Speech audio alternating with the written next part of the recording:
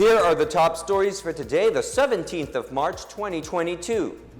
The Trade Department is keeping a close watch on the prices of basic goods amid a possible uptick in production and transport costs due to the unabated oil price hike. No further easing of restrictions seen as the Health Department says it is too early to discuss Alert Level 0. The agency wants to maintain Alert Level 1 until the end of President Duterte's term. It's the turn of farmers and fishers to get fuel subsidy aimed at helping them cope with rising fuel prices and to ensure the country has enough supply of food. And soaring to greater heights, the Philippine News Agency and its Moroccan counterpart sign a news cooperation agreement, paving the way for greater cooperation in journalism and other fields.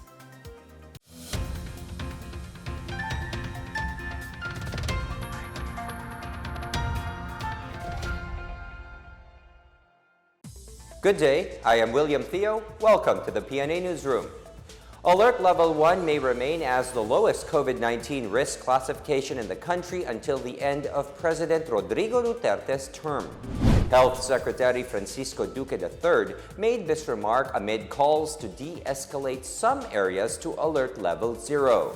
In a Laging Handa briefing this morning, Duque said they have yet to craft a policy on the so-called Alert Level 0, and they are focusing on how to help Alert Level 2 area shift to Alert Level 1. Duque adds the removal of mask mandates is still premature, citing other countries saw rising cases due to this measure. He stressed that the lifting of the face mask use must be done gradually to prevent a possible surge in COVID-19 cases. Marami pa rin naman mga lugar na sa alert level 2 pa. Yung muna ang inaatupag natin ngayon. Tulungan sila para ma-de-escalate to alert level 1. At meron pang mga 57 provinces, highly urbanized cities, and independent component cities na nasa alert level 2. Kailangan pang paigtingin yung kanilang vaccination coverage for the general population na abutin yung 70% of the 80% target population, at para naman sa A2, abutin yung 70% of the 85% target population ng mga matatanda or senior citizens. So, the government is closely monitoring the prices of goods amid rising fuel prices, which are seen to take a toll on manufacturing costs of products. Trade and Industry Assistant Secretary Anne-Claire Cabochan today said the department is ensuring that the suggested retail price issued by the agency on certain necessities is being followed by both manufacturers and retailers. She adds, DTI personnel have been deployed all over the country to monitor the prices. Cabochan also says among those who sought a price hike are manufacturers of sardines, processed milk, and some canned meat products. The DTI has yet to get reports of any substantial diversion from the SRP. Alam po namin that they have existing inventory of raw materials and inputs and even finished products. So, inaasahan po namin na pag-produce po nila ng mga produkto at this time using yung mga inputs na yan, ay dapat hindi pa natin maaasahan yung increases. Kasi nga binili naman nila at prices before nagkaroon ng prices o increases in oil and also yung gulo po sa Ukraine. So, hindi sana mangyayari na mag-increase in the immediate future, pero pinag-aaralan. Iloilo City will be adopting the 4-day work week amid the rising cost of fuel in the country. Mayor Jerry Treñas in a statement says the city government will start implementing the new work schedule after next week to give more employees more time to adjust. Treñas said the city government will adopt the measure as suggested by NEDAC Chief Carl Chua.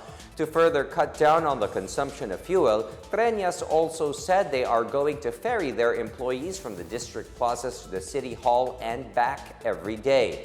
For its part, the Labor Department says adopting the 4-day workweek schedule is under the prerogative of the management of establishments. In an interview, Labor Undersecretary Benjo Benavides said that although employers are not required to adjust their working days, it is highly encouraged to save up on fuel consumption. The Department of Transportation has started rolling out the first tranche of its 2.5 billion pesos fuel subsidy to public utility vehicle beneficiaries. DOTR Secretary Arthur Tugades said the aid was only to mitigate the oil price hike impact. Besides the fuel subsidy, the department also provides free rides through its service contracting program.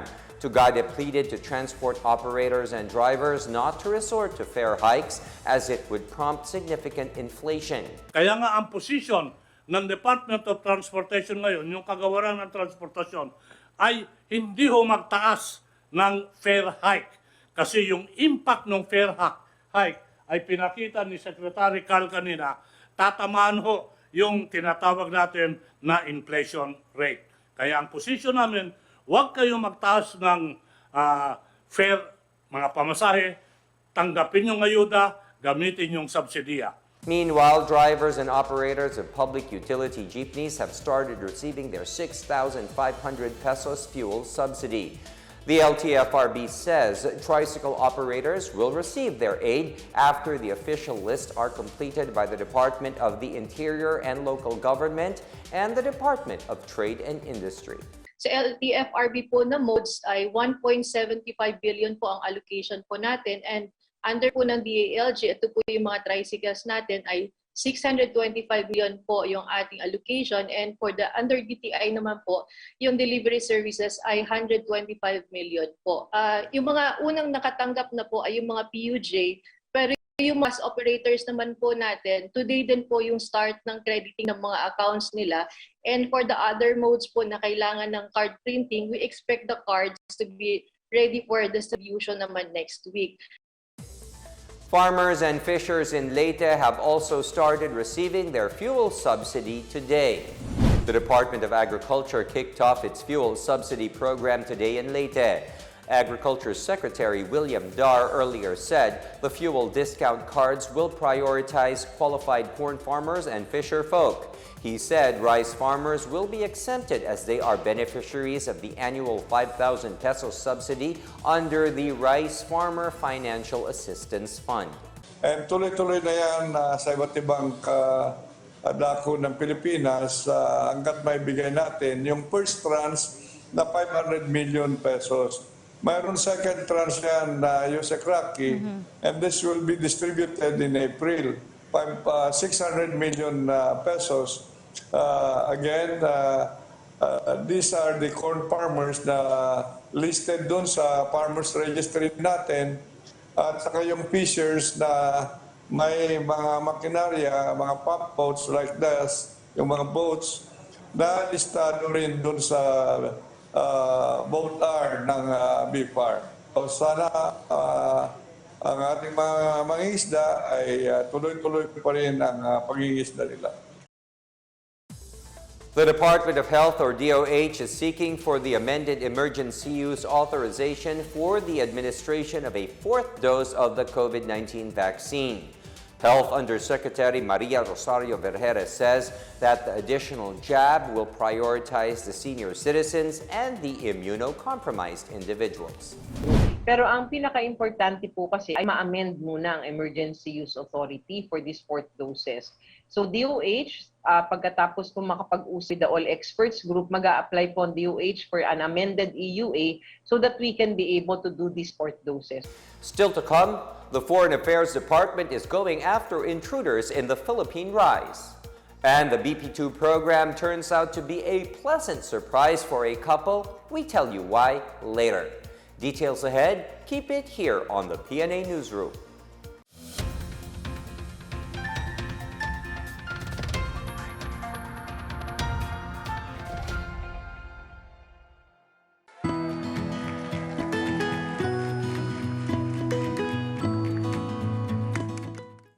The COVID-19 pandemic has greatly changed our lives for the worse. Lives and jobs were lost and economies reached a meltdown.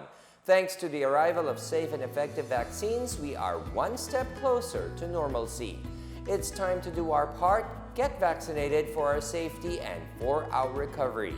You are there in that community, go there and have yourself vaccinated by any of the vaccines available. They are all potent, they are all effective. I would like to appeal to all our kababayans, please get vaccinated against COVID-19 and be the government partner in preventing further spread of the disease. I encourage you to get vaccinated as soon as possible time. These vaccines are safe and they are the key to reopening our society. The need for international solidarity and cooperation cannot be made clearer than this pandemic because everyone is safe. No one is safe globally until everybody is safe.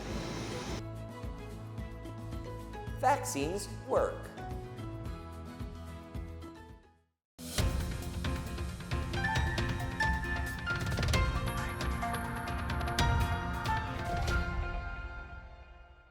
Considering the health of their children to be of prime importance, second to economic difficulties, a couple grabs the opportunity given to them by the Balik Probinsya Bagong Pag-asa program. The Atacador couple believes that bringing their children to the province where they can breathe fresh air, eat fresh foods, and freely run around to play is the best decision that they can do for them. Here is Marita Mawahe for the report. Florentino Atacador and his wife Roslyn Tolentino told the Philippine News Agency that for them, their children's health comes first. This is the main reason why the couple availed of the BP2 program. The couple's 3 young children aged 4, 3, and the youngest, who is 8 months old, suffer from asthma and low potassium. Kasi sabi ko baka sa probinsya kasi dito puro pollution, di ba? Sabi, ang dami nagsabi na iuwi na lang sa probinsya yan kasi gagaling din naman sila pagka nandun. Kasi dito lahat puro chemical. Paano dun sariwa hangin? Dun sa probinsya, sariwa, wala silang malalanghap na ganito. Tolentino used to cook kakanin and sell them to their neighbors, but with her children's condition, she had to stop so she could focus on taking care of them. Lagi pa kami nasa ospital. Kasi bumababa yung potassium nila, wala namang pagkain, wala namang kagluanhan. Tapos may hika pa. Saka yung dalawa. Moreover, she said that she really could not cook now as her children are sensitive to smoke and even fragrance, adding that even newly washed clothes of their neighbors rinsed with fabric softeners makes their children sick. The couple said that the COVID-19 pandemic also affected their livelihood as Atacador is now earning less as a welder. Luckily, Atacador said that he did not lose his job like most people. However, his earnings were cut by more than half. Before the pandemic, he was earning about 5,000 pesos per week, which was reduced to 2,000 pesos because there is less work and their employer needed to distribute them to all their workers. With the children getting hospitalized now and then and the salary reduced, he decided to apply for the BP2 program. Dahil may narinig kami sa marami raw benepisyong makukuha. Sa online lang kasi ma'am, online lang ako Tapos sa balita sa TV, yun lang. Kaya sinubukan ko na mag-apply kahit paano. Kaso 1 taon din mahigit bago na approve. Despite the long wait, Atacador still considers themselves lucky for being chosen as one of the beneficiaries, with many applicants still hoping to be called. In Masbate, the family will temporarily live with her mother. The couple is also planning to build a small store, raise livestock, and put up a small welding shop. However, she said that they will just be contented with what the government through the BP2 program will provide them. Yun naman daw po may mga ibibigay na tulong Sana nga po magkatotoo. Pangkabuhayan daw. Kahit ano ma'am, basta mapagkakitaan. Okay lang kahit ano. Pasalamat na lang din po kami ma'am, kahit paano. Nagkaroon ng programang ganito. Kahit sa pag-uwi pa lang, pahirapan na. For the PNA Newsroom, this is Marita Muaje. The Department of Foreign Affairs will lodge a diplomatic protest against intruders in the Philippine rice, formerly known as Benham rice. Malacanang said the National Security Council reported on Wednesday that there are still incursions into the Philippine rice. During a Senate panel hearing held Tuesday, NSC Deputy Director General Rufino Lopez said the Philippine Navy and the Philippine Coast Guard are exhausting all efforts to conduct a proper report of the incursions into the said rice. On May 16, 2017, President Rodrigo Duterte signed Executive Order Number 25 renaming the Benham rice as Philippine rice. The United Nations Commission on the Limits of the Continental Shelf confirmed that the Philippine rice is part of the Philippines' continental shelf. This means the Philippines has sole rights to explore and exploit resources in the Philippine rice. The Philippine National Police, or PNP, has identified at least 8 suspects in the disappearance of 31 e-sabong or online cockfight aficionados. Interior Secretary Eduardo Año said they will soon ask for help from the courts to arrest them as soon as they have enough evidence. The PNP is working with the National Bureau of Investigation, local courts, and the Department of Justice to solve these cases. Año said, based on police reports, investigators have observed similarities in the disappearance of the sabongeros. The subjects disappeared within the premises of the cockpit arenas, which are under the same administrator and operator. Also, most of the persons of interest are either security or management personnel of the cockpit arenas. Law enforcement agencies are taking part in efforts to prevent threats to peace and order during the elections, particularly terrorism and the illegal drug trade. More on this from Chris Mundo. The Anti-Terrorism Council vows it will not turn a blind eye on groups associated with the outlawed CPP-NPA who will use the elections to sow violence and disturb the peace. Justice Secretary Menandro Guevara clarified that supporting a candidate is not a crime per se, but perpetrating violence in the guise of exercising their political rights will prompt the Anti-Terrorism Council to take action. Extortion activities by local terrorists usually pick up during election season, even as anyone supporting the communist terrorist group will be held liable for violating the Anti-Terrorism Financing Act of 2012 and the Anti-Terror Act of 2020. Meanwhile, the chairman of the House Dangerous Drugs Committee on Wednesday urged the Philippine Drug Enforcement Agency, the Philippine National Police, and the National Bureau of Investigation to not let their guards down in their anti-drug campaign during the election period. Surigao del Norte Representative Robert Ace Barbers noted drug lords, narco-politicians, and their henchmen are expected to intensify their operations to beef up their campaign funds for the May 2022 elections. Barbers also said drug lords befriend and buy influence from politicians and officials who they expect in return to coddle and protect them in exchange for drug money and campaign funds. For the PNA Newsroom, I'm Chris Mundo. And in our business news, the government is studying whether to grant an additional 200 peso per month subsidy to help beneficiaries of the Pantawid Pamilyang Pilipino program cope with the rising fuel prices. Finance Secretary Carlos Dominguez III proposed to retain rather than suspend excise taxes on fuel. The money could be collected here would be used to extend subsidies to households belonging to the bottom 50% of the society, as well as drivers and operators of public utility vehicles and farmers and fisherfolk. Dominguez said estimated revenue losses from excise tax suspension may hit 123.6 billion pesos in 2024. For this year, they expect to collect up to 147.2 billion pesos in taxes for this year. He said the amount has been allocated under this year's national budget to finance various expenses such as infrastructure and socio-economic programs, as well as provide financing for salaries of state workers. In Zamboanga City, the Department of Trade and Industry warned businesses against taking advantage of the continuous oil price hikes to jack up their prices. The DTI noted that prices of some basic commodities increased by as much as 12% following the continuous spike in fuel prices the past several weeks.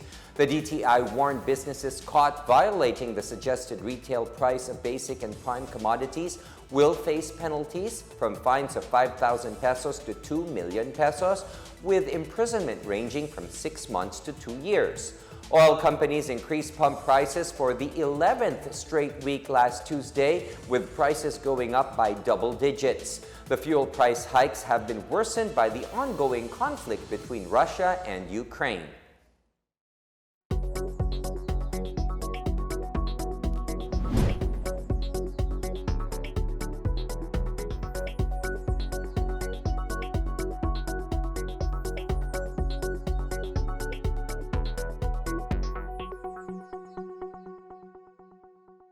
More stories from the newsroom.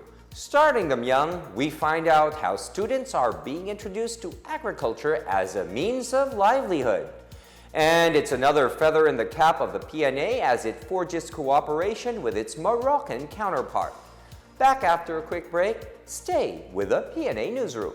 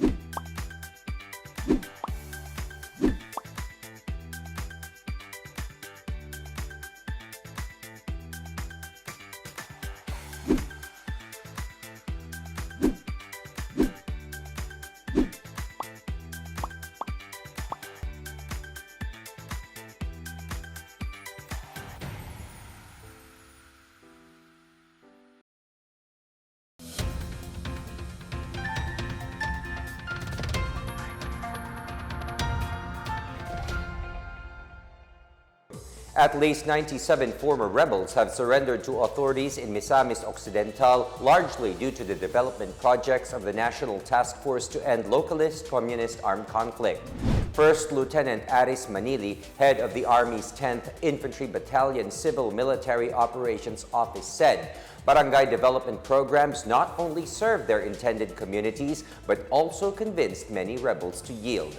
Department of Labor and Employment Region 10 Cagayan de Oro Office Chief Emmanuel Toledo said the interagency is regularly conducted to bring government services closer to the people. Toledo said the strategy aims to lessen or eradicate insurgencies and armed conflicts in the city and its outlying territories. For its part, the Technical Education and Skills Development Authority, or TESDA, has launched numerous projects that seek to provide interventions for former rebels and their sympathizers.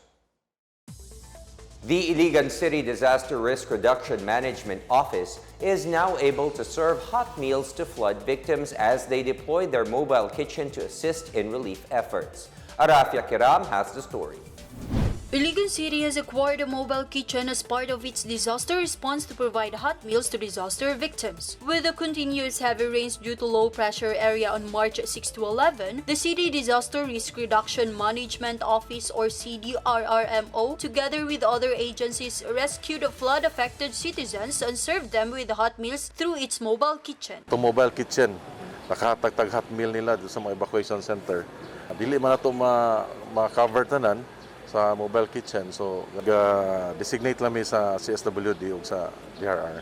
It was reported that a total of 3,498 packed meals were distributed to affected families who stayed at 12 evacuation centers. As of March 16, there are only 3 remaining evacuation centers accommodating a total of 39 flood-affected families. According to the City Engineer's Office, there are 4 bridges, 4 reprops, and 2 roads that were damaged by the heavy rains. Moreover, Nunez also said that their mobile kitchen was also able to serve hot meals to the fire victims at Barangay Saray. The fire broke out on March 8, affecting 260 individuals. Naabot na siya this year, mga last month pa. Sa mga programs, sa response is more on disaster response. Kato na nga sunugan, nakapaka-online ta immediately. Mayo ang concept sa atong mobile kitchen. Nunez reiterated that their office remains committed to providing disaster response. He also emphasized that there is a strengthened coordination and collaboration with other agencies. For the PNA Newsroom, Arafia Kiram of PIA Iligan City and Lanao del Norte. More than 600 children in 2 towns affected by Typhoon Odette in southern Leyte received gifts from the Office of Civil Defense and several other groups on Tuesday. The children from San Ricardo and Bontoc received toys, bags, coloring books, crayons, pencils, notebooks, and food during the caravan. This is the second time the group distributed goods to typhoon victims in southern Leyte. Vice Governor Christopher Sonyap said they hope to bring some joy to the kids, especially those in areas heavily hit by the typhoon.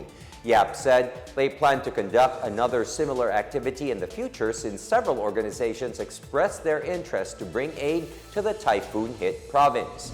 Meanwhile, the National Housing Authority, or NHA, has provided 127.5 million pesos from its special EHAP, or Emergency Housing Assistance Program, to families displaced by Odette in Western Visayas. NHA Western Visayas Regional Manager Rizalino Cabahug said that they will only handle affected areas in Calabarzon and Central Visayas in the succeeding release of special EHAP funds. Other regions will receive assistance from the Department of Social Welfare and Development. Odette has reportedly left around 15.5 billion pesos in damages and losses to shelter in the region. Students in Capiz are learning to raise crops and turn them into a source of livelihood even long before the COVID-19 pandemic. Public school principal Man Lee advocates for the teaching of agripreneurship to children. In partnership with the Department of Agriculture and some stakeholders from Macau, Lee and his wife set up hydroponic facilities in the Doña Emiliana A. Alba Memorial School and Punta Pogon Elementary School in 2017. Under the Plant program, these schools are now earning as much as 10,000 pesos by raising lettuce. The project proved its worth more when the pandemic struck, as pupils were fed with produce from the farms. With the looming threats of inflation and increasing oil prices, Lee encourages others to join the DA in supporting farmers and communities through the Plant program. The Philippine News Agency continues to soar to greater heights as it expands efforts to forge agreements with its counterparts abroad aimed at widening its international reach. This time, Morocco State News Agency is the latest addition to the PNA's list of news exchange partners. Stephanie Sevillano reports.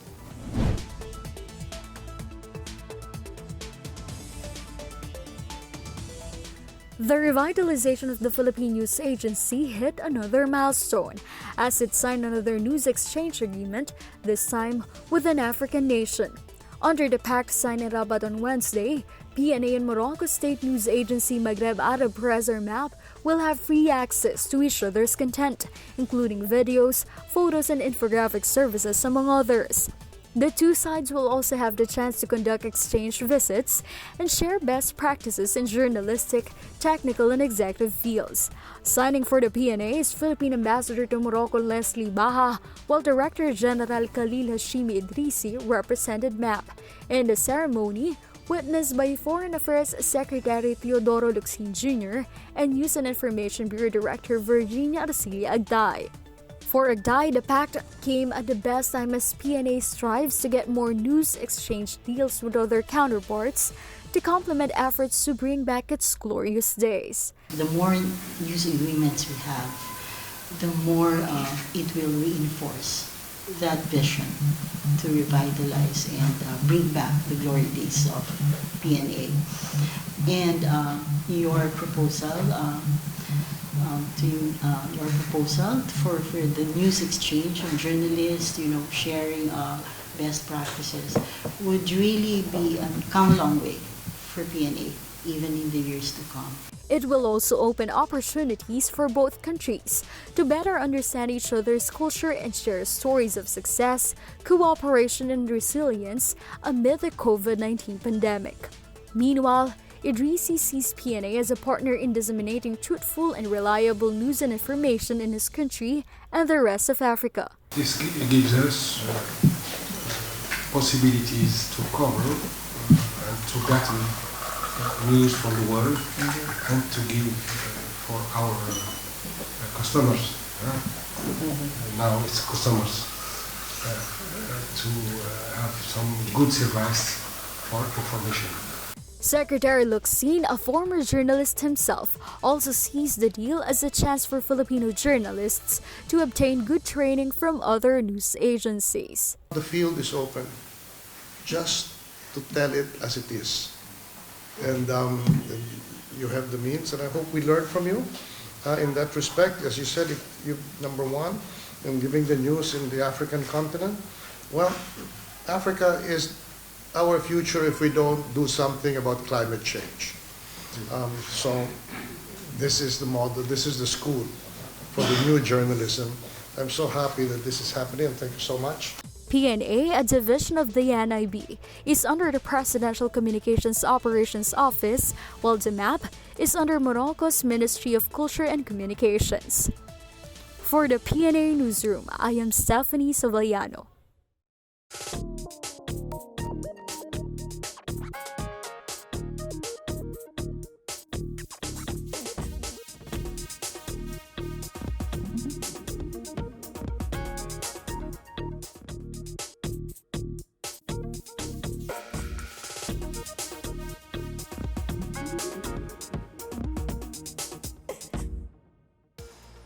Let's take another look at today's biggest stories.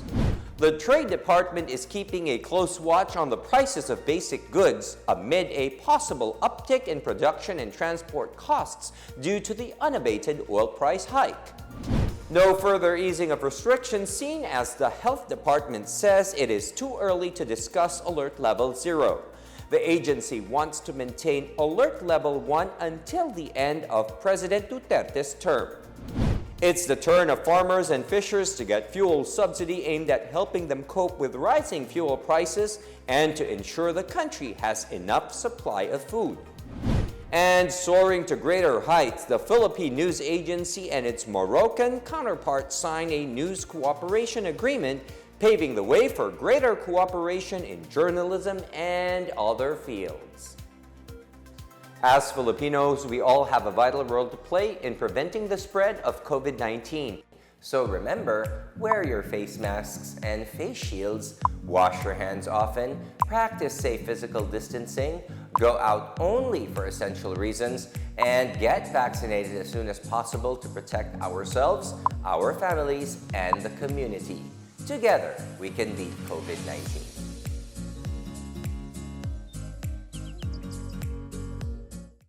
Thank you for watching another episode of the PNA Newsroom.